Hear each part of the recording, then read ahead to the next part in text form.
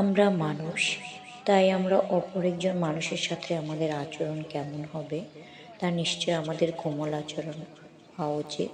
তাহলে আমরা মানুষের সাথে কোমল আচরণ করব। উত্তম আচরণ বরকত ও সৌভাগ্যের কারণ, মন্দ আচরণ দুঃখ, দুর্দশা ও দুর্ভাগ্যের কারণ। রাসূল করিম সাল্লাল্লাহু আলাইহি সাল্লাম বলেছেন, উত্তম আচরণের মাধ্যমে মানুষ সেই ব্যক্তির মর্যাদা লাভ করতে পারে যে সারাদিন নফল রোজা ও সারা রাত নফল নামাজ আদায় করে। রাসূল করিম সাল্লাল্লাহু আলাইহি সাল্লাম আরও বলেছেন, আমি কি তোমাদের বলবো না কে আমার কাছে সবচেয়ে বেশি প্রিয় এবং কিয়ামতের দিন কে আমার সবচেয়ে বেশি নিকটে থাকবে? তারা হলো সেই সমস্ত লোক তোমাদের মধ্যে যাদের আচরণ সুন্দর।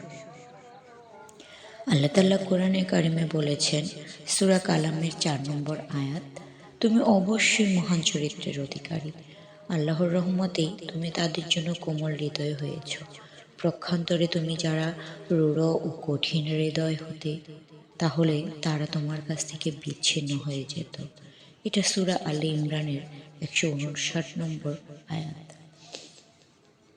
আল্লাহ তাআলা কোরআনে কারিমে আরও বলেছেন, তোমরা মানুষের সাথে উত্তম কথা বলো। এটি সূরা বাকারাতে। তাহলে আমাদের উচিত আমরা মানুষের সাথে কোমল আচরণ করব, সদ্ব্যবহার করব, সদাচরণ করব, ইনশাআল্লাহ।